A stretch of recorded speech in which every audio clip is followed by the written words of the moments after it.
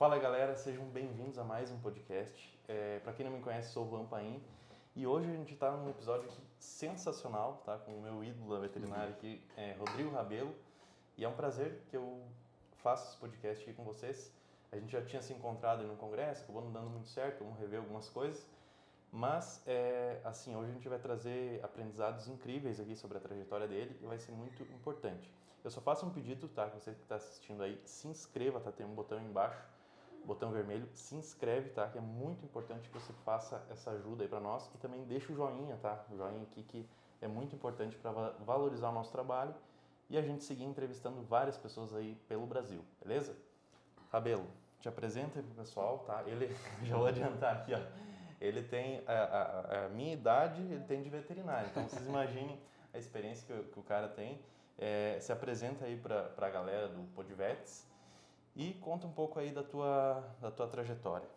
Muito bem, prazerão estar aqui contigo, parabéns aí pelo trabalho, força aí. Estou fazendo 25 anos de veterinária esse ano, sou formado na UFMG, já lá pelos anos de 1997. Completei meu mestrado por lá também e depois tive a oportunidade de fazer meu doutorado na Espanha, fiquei na Europa há quase 5 anos.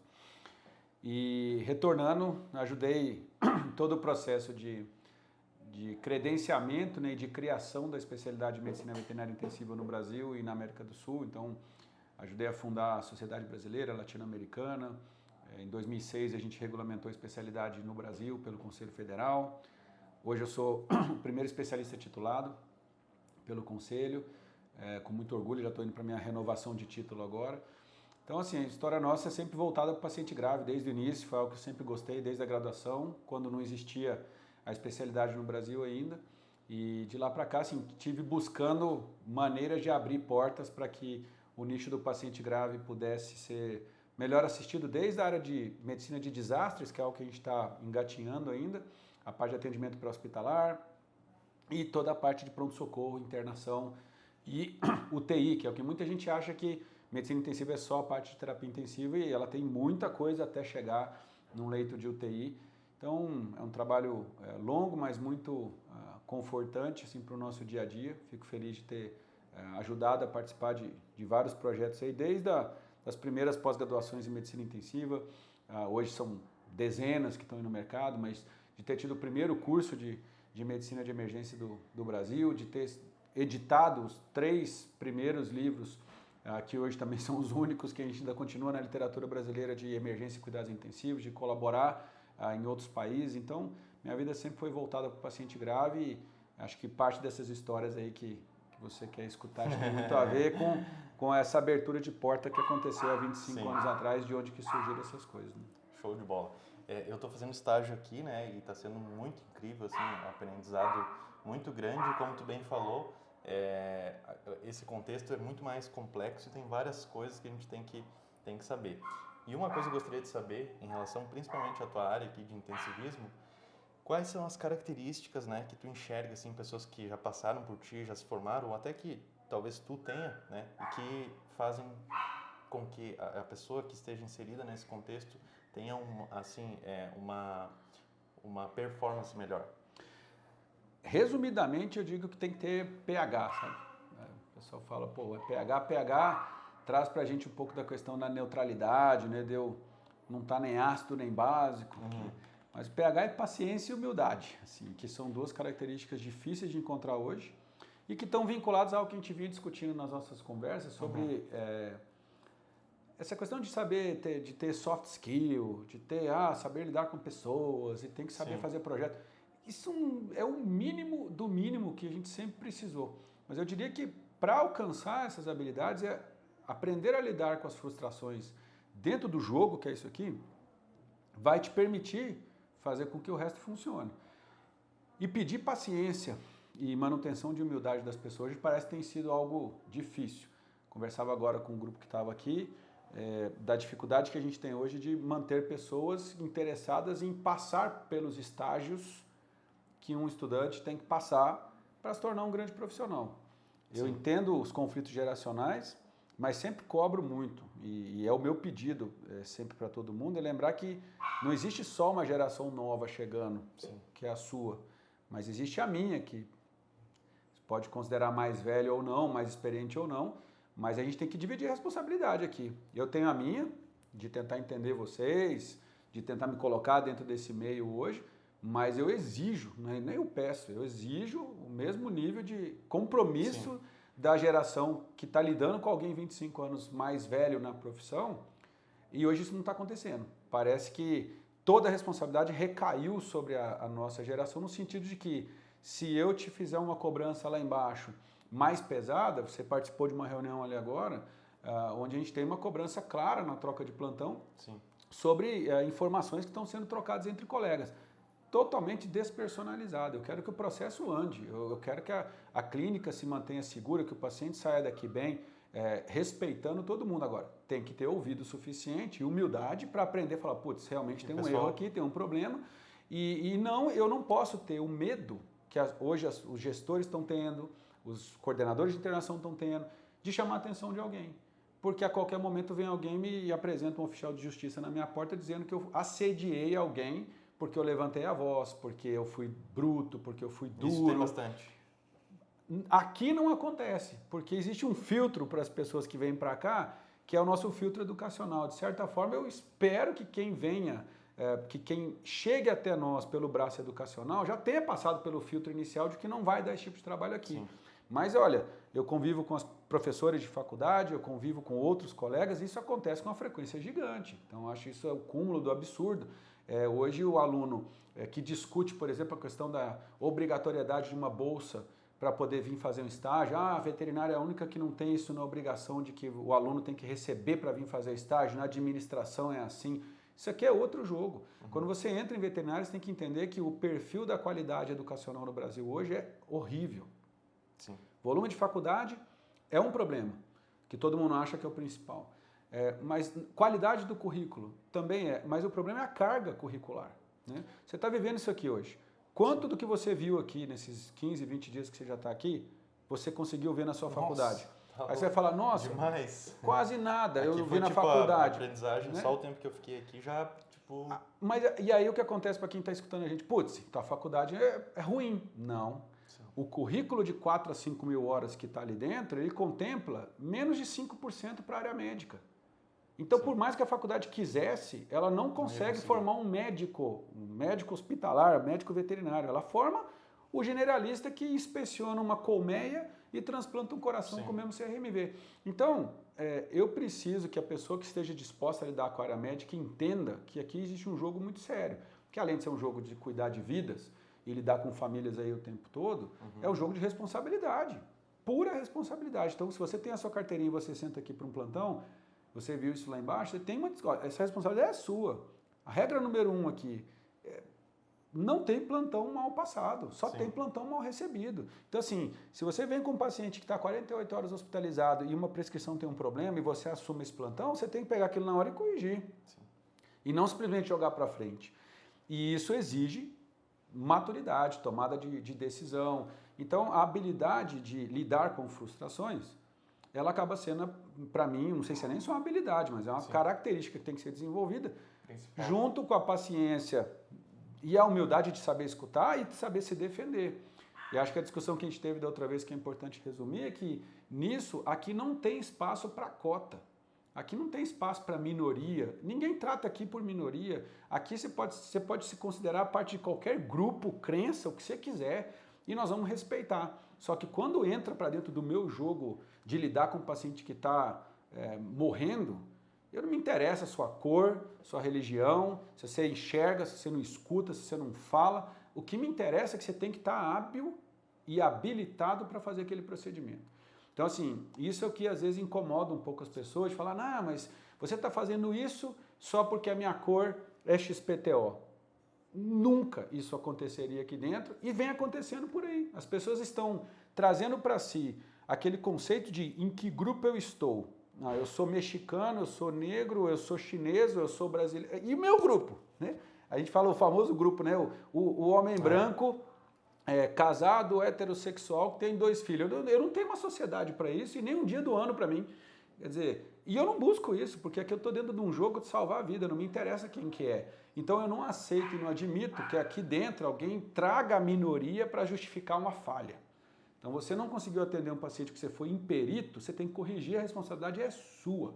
Senão, eu vou criar o seu grupo. Então, assim, o sindicato do estudante que não estudou direito. Então, assim, lidar com frustração e falar, putz, tive um dia ruim, vou ter que corrigir. E esse jogo nosso do dia a dia é um jogo de frustrações diárias. Algumas recompensas e muita frustração. Então, não é diferente o fato de eu avaliar a questão do burnout, das doenças laborais e do índice de suicídio em veterinária. Para mim, a conexão ela é direta. Muita frustração, se eu não sei lidar com elas, eu tento resolver isso de uma maneira drástica, que é tirando a minha vida muitas vezes, ou rompendo as relações familiares, etc. Então, acho que essa é a grande base. Você tem o seu grupo aí, você quer chamar de minoria, de cota, do jeito que você quiser, para mim está perfeito. Só que dentro do meu mundo, a gente é igual. A gente é igual aqui dentro e nunca você vai ser cobrado aqui dentro porque você pertence a tal grupo. Você simplesmente vai ser cobrado porque você não executou a tarefa da maneira correta e você não tinha perícia para aquilo. Eu vou tento dar os caminhos, e todo mundo que trabalha aqui dentro, para que você passe a cumprir melhor as suas tarefas. E se você não se encaixar, a porta está logo ali. Né? Aqui ninguém é obrigado a vir para cá e nem a trabalhar aqui, nem a fazer estágio. Eu estava conversando isso com o pessoal ali agora. Falei, cara, a gente cria uma empresa para tentar ter razão. A gente brinca muito que em casa a gente só tenta ser feliz, né? Em casa eu sou feliz para não ter razão. Eu abro uma empresa para ter razão, mas eu não vou ser feliz o tempo todo. Então, eu quero no mínimo aqui dentro poder ter razão, porque a razão é o meu bom senso recrutar pessoas que se sintam bem com ele. Eu não espero que você entenda que se acontecer um problema aqui embaixo, você fala, pô, mas eu gerenciaria isso de totalmente diferente. Bom, então de repente a gente não tem o mesmo senso. Eu posso estar certo e você também. Mas aqui dentro do meu teto, a gente tenta criar uma série de regras, de hierarquia, de disciplina, que tem que encaixar com o seu valor. Se o seu valor não encaixar aqui dentro, você não serve para cá. Você pode servir para outra clínica, para outra faculdade, para outra especialidade. Então não é uma questão, nunca foi uma questão de certo ou errado. Né? É sempre uma questão de se encaixar naquele modelo de negócio. A gente discutia lá embaixo agora. Nesse momento a gente estava ali agora com o quê? 5 animais internados. E quantas pessoas tinham lá embaixo? 9. Quer dizer, foi a pergunta que eu fiz. Vocês têm noção do que está acontecendo aqui dentro? Quer dizer, num raio de 200, 300 quilômetros, quantas clínicas que vocês visitaram teriam 9 pessoas na internação cuidando de 5 animais? É caro para a gente fazer isso, é difícil, só que é o que a gente acredita ser o correto, né? Para a maioria das situações. Então, é uma questão de aprender a encaixar e lidar bem quando eu fizer errado, escutar um retorno negativo, saber também receber o elogio da forma correta. Acho que passa muito por aí. Eu não gosto dessa história de soft skill, de não sei o que. Acho que isso são ferramentas para gestionar pessoas e equipamento e projeto, isso é o básico, mas é ter um pouco mais de caixa para absorver melhor. Cara, e essa questão da humildade que tu comentou? Eu percebo que às vezes existem vários casos de que as pessoas não têm, e eu queria analisar essa história da tua perspectiva. Alguém que já tem 25 anos, chegou já no topo da sua especialidade, como que tu enxerga isso? E outra, tu já passou por algum momento que tu perdeu o medo, já assim, teve essa questão de, tu foi um pouco arrogante, tu teve algum excesso nesse sentido no longo da sua trajetória, tu sempre já foi mais seguro, já tinha um mindset mais alinhado com o que tu é hoje? Como é que foi isso? Não, acho que todo mundo precisa de um belo chute no estômago para tentar absorver esse tipo de situação. Então, dentro da minha construção, como eu não tinha ninguém para me mentorar, até eu escolher alguém que pudesse fazer isso para mim, e não foi no Brasil, acabou tendo que ser fora, e você é jovem, e eu vejo isso acontecer, você passa por um treinamento com a pessoa mais importante da emergência do mundo. Você mora com essa pessoa e com a família dele por 4, 5 meses. Você tem a oportunidade de fazer isso de novo com uma segunda pessoa, de novo, fora, numa época que ninguém viajava para fora, se era difícil, nós estamos falando de 97, nós estamos falando de 2000, 20 anos atrás, ninguém saía para fazer treinamento fora, e os americanos tinham uma distância brutal para a gente do ponto de vista da emergência. Então, assim, eu poder ser treinado por duas das melhores pessoas de emergência e terapia intensiva do mundo na época, faz com que eu pise aqui com totalmente caolho, numa terra de cego, onde você se sente rei, porque ninguém está discutindo aquilo. Então, isso acaba sendo importante porque te traz um certo conforto. Fala, cara, eu tenho todas as ferramentas que ninguém tem.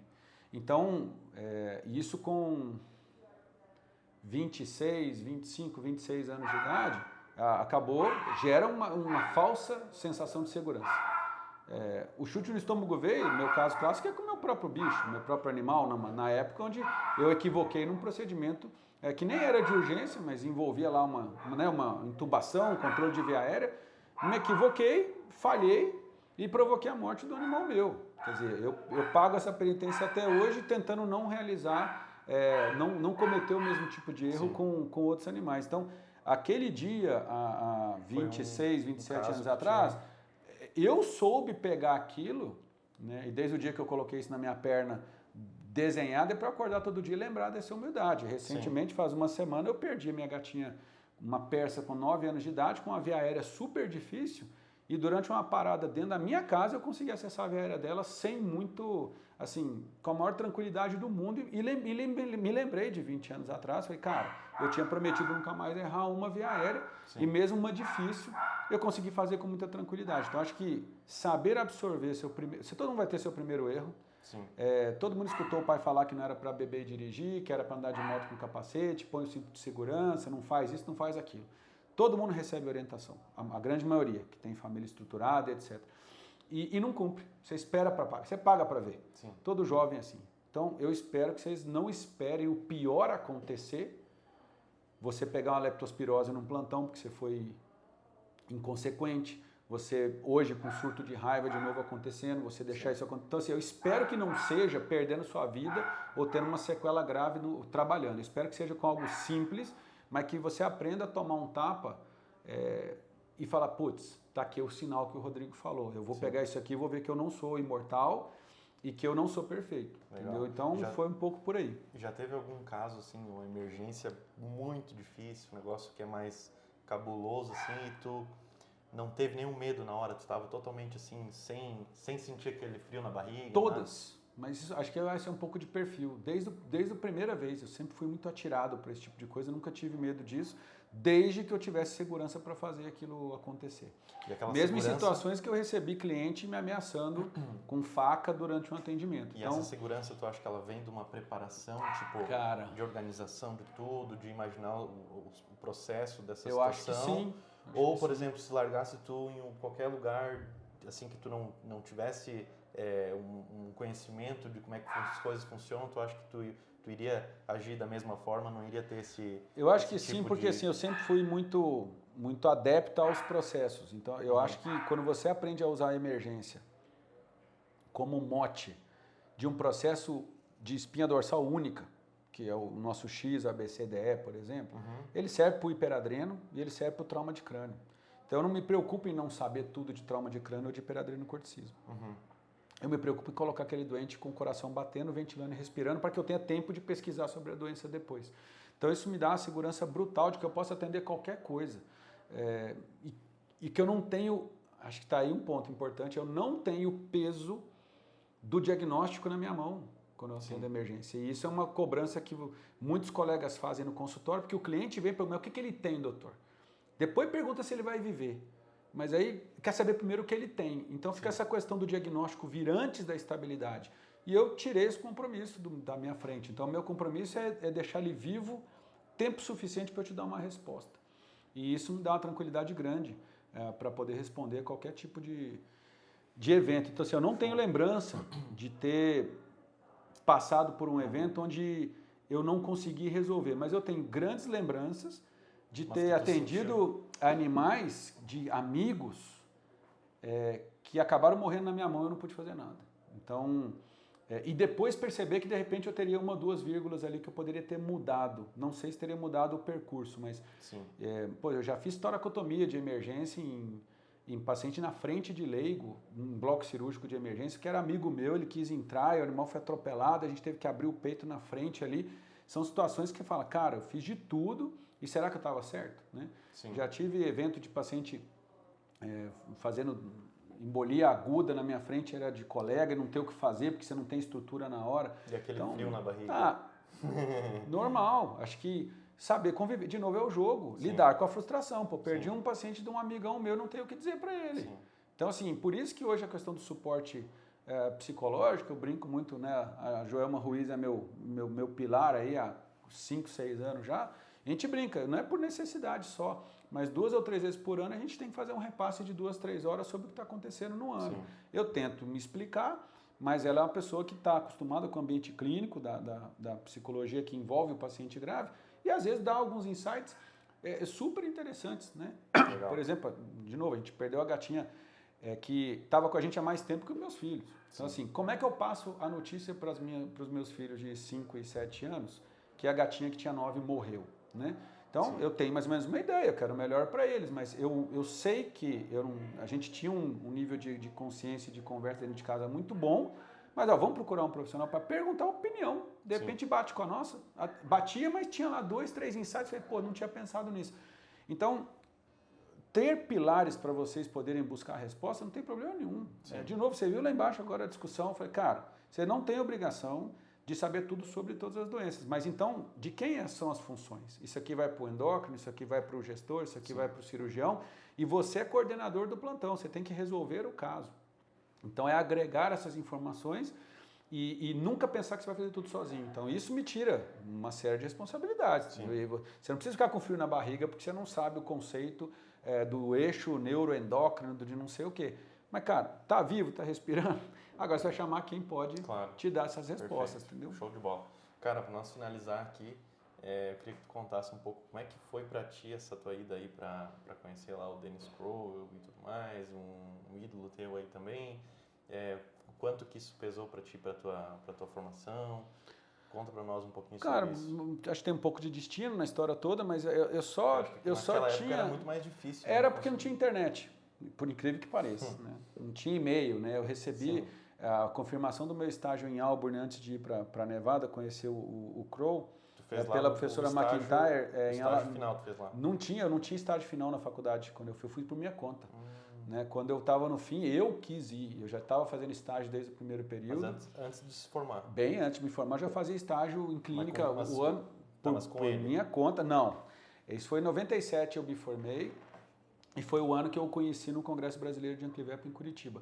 Mas já conhecia as publicações. Uhum. Então, como eu gostava da área, eu li o que podia na biblioteca e estava sempre o nome dele envolvido ali. Ele foi responsável pelos primeiros 50, 60 procedimentos de emergência que a gente faz até hoje, foi ele que descreveu. Então, era um cara que eu tinha ali na literatura como... Quando ele veio para o Brasil, eu falei, eu vou lá, né, eu vou conversar. E...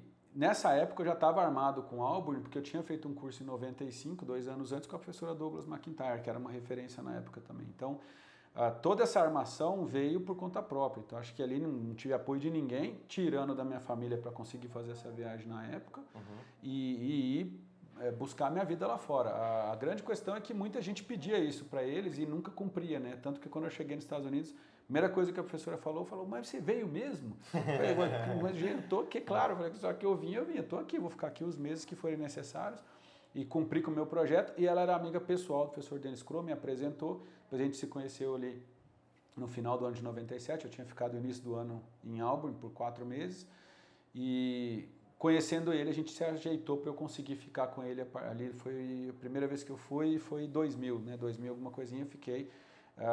Então assim, eu já tinha um plano na minha cabeça e se eu não soubesse lidar com frustração, eu tinha ficado lá uma semana. Sim. Porque assim, o nível de pressão, seja do idioma, de você chegar de um lugar desconhecido, de ser cobrado pelos americanos, que ainda mais naquela época, muito duros com quem vem de fora, tudo isso faz a gente crescer, não tem jeito. Eu tenho certeza que esses 2 treinamentos fora foram os que construíram o meu set eu diria não de resiliência, que todo mundo gosta de falar de resiliência, mas de antifragilidade, sem conhecer o conceito de antifragilidade. Sim. Ou seja, era tomar porrada, eu levantava a cabeça e falava, cara, eu vou pra cima, porque eu não devo nada pra ninguém. No mínimo o que está acontecendo aqui, ninguém lá do Brasil tá vendo o esporro que eu tô tomando aqui. Então por que eu tô sentindo vergonha de tomar esporro do cara que é a maior referência no mundo desse assunto? Eu vou aprender com isso aqui. E um dia eu vou dar um esporro em alguém por causa disso.